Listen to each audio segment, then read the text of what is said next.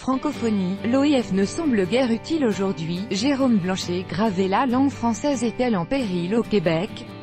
L'Organisation internationale de la francophonie fait-elle vraiment son travail, celui de protéger le français? À l'occasion du sommet de la francophonie, Spoutnik s'est entretenu avec Claude Simard, linguiste québécois et ancien professeur de l'Université Laval, à Québec.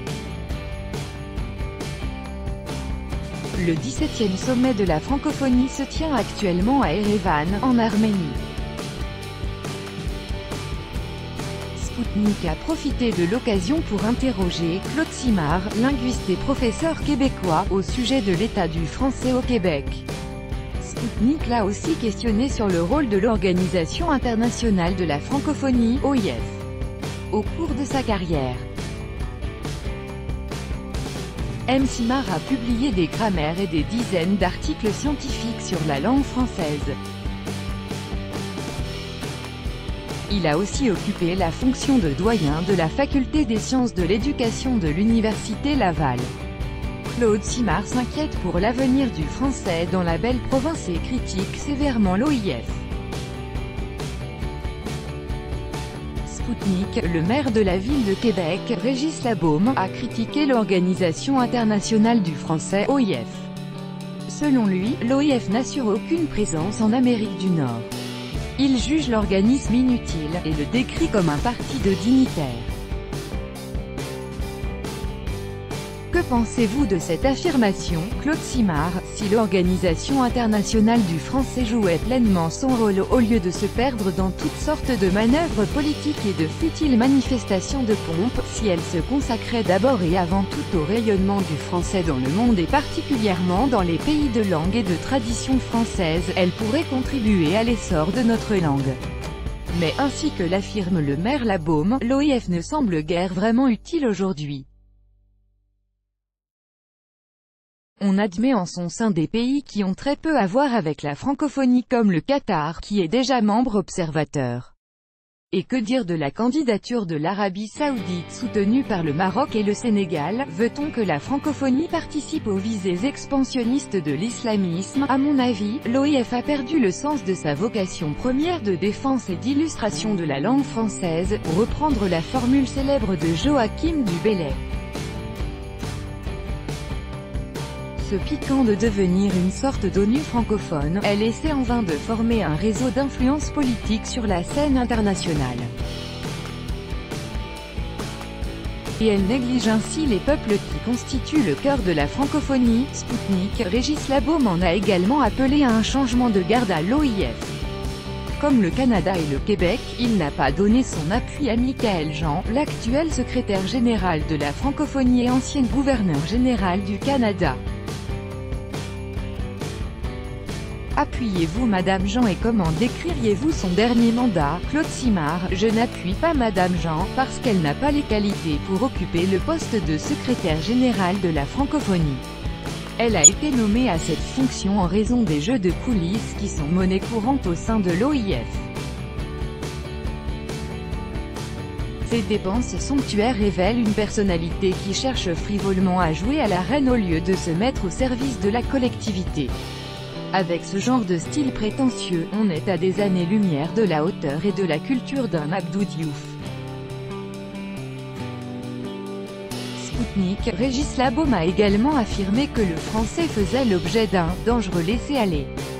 Nous avons cru comprendre que vous partagiez les inquiétudes du maire. Est-ce toujours le cas? Claude Simard, le maire de Québec, n'hésite pas à faire des déclarations provocatrices pour secouer l'opinion publique. Je dois dire que je partage ces inquiétudes. Le français n'a plus vraiment la cote sur cette terre qu'on appelait jadis la Nouvelle-France. Force est de constater que l'on insiste maintenant plus sur la connaissance de l'anglais que sur celle du français, l'anglais étant vu comme un facteur primordial de réussite sociale et économique. Même dans le monde de l'éducation, les efforts consentis à l'enseignement de l'anglais semblent plus grands que pour l'enseignement du français. Le maire Labaume a donc raison de tirer la sonnette d'alarme. Spoutnik, dans un article publié sur le site de la revue québécoise Argument, vous dites que le bilinguisme anglais-français est répandu partout aujourd'hui au Québec. Vous dites aussi que l'anglais est de plus en plus attractif, particulièrement auprès des jeunes. Le français est-il devenu ringard ou passé de mode pour certains? Claude Simard, ce texte vise à éclairer le débat sur l'avenir du français au Québec à la lumière de l'histoire des langues et de la sociolinguistique. Je montre que les jeunes, et les Québécois en général, ont un rapport au français ambigu et peu éclairé. Les Québécois ne semblent pas réaliser que le français est condamné à la précarité, car il est en concurrence avec l'anglais dont le pouvoir d'attraction est beaucoup plus fort. Par ailleurs, les jeunes francophones vibrent beaucoup moins à la fibre nationaliste que les générations précédentes, se flattant de vouloir dépasser le repli identitaire de leurs aînés et de s'ouvrir davantage au monde. Mais ils ne voient pas que cette prétendue ouverture se traduit par le nivellement des langues et des cultures au profit de l'anglais hégémonique. Spoutnik, l'intégration des personnes immigrées devient un enjeu de plus important pour la préservation de la culture québécoise. Les Québécois pourront-ils conserver leur langue tout en continuant d'accueillir autant d'étrangers? Claude Simard, l'immigration est un élément clé pour l'avenir du français au Québec. La loi 101, en obligeant les immigrés à fréquenter l'école française du primaire à la fin du secondaire, a permis de contrer la progression de l'anglais.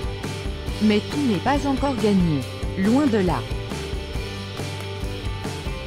L'anglais exerce toujours un fort pouvoir d'attraction chez les immigrés dont la plupart s'identifient avant tout au Canada, qui est partout anglophone en dehors du Québec. Spoutnik. Tout récemment, un parti de droite autonomiste, la Coalition Avenir Québec, CAQ, a pris le pouvoir au Québec. Son principal adversaire, le Parti libéral, formait le gouvernement et était considéré comme le parti des anglophones et des allophones. La CAQ est un parti plus nationaliste qui a réussi à rassembler les francophones. Selon vous, la CAQ peut-elle contribuer à freiner le déclin du français? Claude Simard, il est encore tôt pour se prononcer, mais je pense que la CAQ pourra protéger le Québec puisqu'elle peut compter sur une députation amplement majoritaire et qu'elle a reçu son mandat de l'électorat francophone de toutes les régions, sauf Montréal, anglophone et allophone. Selon moi, cette élection indique que les francophones veulent s'affirmer en tant que peuple et ne plus se laisser imposer des politiques pensées seulement en fonction des minorités anglophones ou allophones. Parmi les chantiers qui me semblent prioritaires, il convient de mentionner la francisation des immigrés, la consolidation de l'enseignement du français langue première à tous les niveaux de la scolarité, la valorisation de la culture québécoise dans les écoles à forte concentration d'élèves issus de l'immigration, l'extension de la loi 101 au cégep, les lycées, et la promotion du français comme langue de travail.